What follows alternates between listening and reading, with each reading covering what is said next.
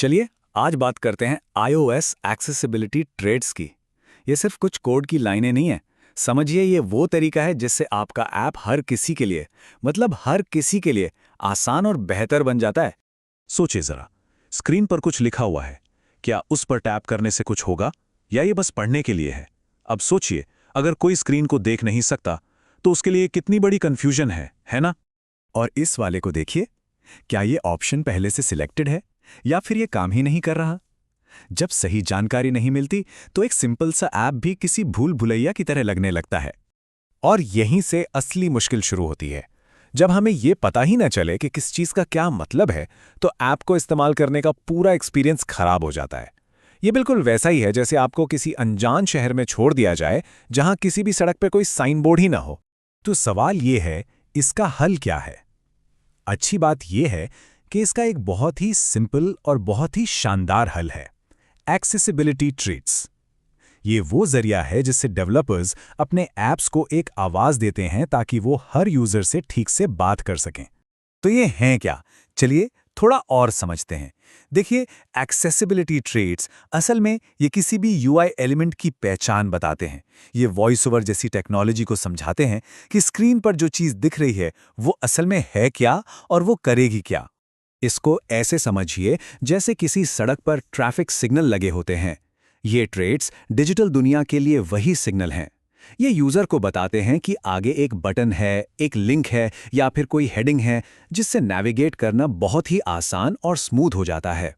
ठीक है, तो अब जब ये समझ आ गया है कि ये चीज़ क्या है, तो चलिए देखते हैं कुछ सबसे कॉमन और सबसे ज़रूरी ट्रेड्स को। ये हर डेवलपर की टूलकिट का हिस्सा होने ही चाहिए। सबसे पहला और शायद सबसे ज़रूरी ट्रेड है बटन। तो बात सीधी सी है, जब भी कोई एलिमेंट किसी एक्शन को शुरू करता है तो उसे डॉट बटन ट्रेड देना ही देना है। ये वॉइस ओवर को साफ साफ बताता है कि हे, इस पर टैप किया जा सकता है, इससे कुछ होगा। चलिए अब अगले ट्रेड पर आते हैं, डॉट लिंक। अक्सर बटन और लिंक को लेकर थोड़ी कंफ्यूजन हो जाती है, पर इनका काम बिल्कुल अलग है। और मजे की बात पता है क्या है? वॉइस ओवर इन दोनों को अलग अलग अनाउंस करता है। बटन के लिए वो बटन बोलेगा और लिंक के लिए लिंक। ये छोटा सा फर्क यूजर को पहले ही बता देता है कि आगे क्या होने वाला है, क्या वो इसी स्क्रीन पर रहेंगे या कहीं और पहुंच जाएंगे। Okay, next up, dot header. ये नेविगेशन के लिए एक जबरदस्त टूल है।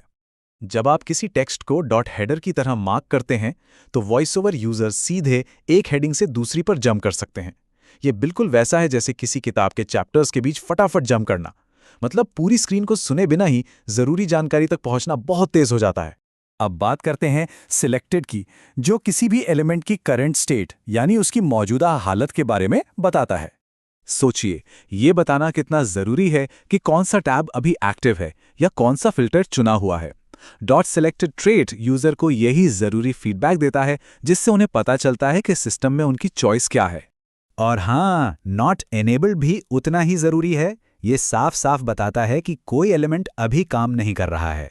देखिए, ये बताना कि कोई बटन एक्टिव है जरूरी है, लेकिन ये बताना कि कोई बटन इनएक्टिव है शायद उससे भी ज्यादा जरूरी है।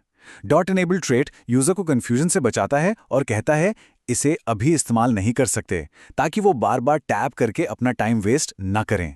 तो अभी तक हमने इन ट्रेट्स को अलग अलग देखा, पर असली मजा तो तब आता है जब हम इन्हें एक साथ इस्तेमाल करते हैं, मतलब कंबाइन करके।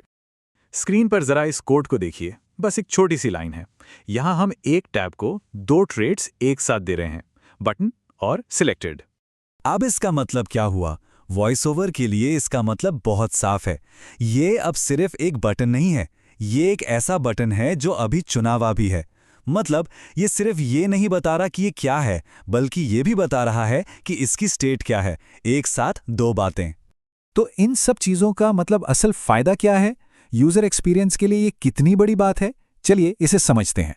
यहाँ सबसे जरूरी बात जो समझने वाली है वो ये है कि एक्सेसिबिलिटी ट्रेड सिर्फ लेबल नहीं है, ये कॉन्टेक्स्ट देते हैं। मतलब वो सिर्फ ये नहीं बताते कि ये क्या है, वो ये बताते हैं कि ये कैसे काम करता है और अभी इसकी स्थिति क्या है। जो लोग iOS इंटरव्यू की तैयारी कर रहे हैं उनके लिए ये पॉइंट बहुत जरूरी है। तो कुल मिलाकर सही ट्रेड्स इस्तेमाल करने से वॉइस ओवर के जरिए ऐप को नेविगेट करना बहुत आसान हो जाता है, यूज़र की कन्फ्यूजन कम होती है और ऐप ज़्यादा प्रोफेशनल लगता है। ऐसा लगता है कि वो सबके लिए बना है। देखने में ये छोटी छोटी चीज़ें लग सकती हैं, लेकिन यूज़र एक्सपीरियंस के लिए ये एक बहुत बहुत बड़ी जीत है। तो अगली बार जब आप अपना कोड लिखें या कोई ऐप डिज़ाइन करें तो खुद से एक सवाल ज़रूर पूछिएगा, क्या मेरा ऐप हर यूज़र से साफ साफ बात कर रहा है? क्योंकि सबसे अच्छा डिज़ाइन वही होता है जो हर किसी से बात करे।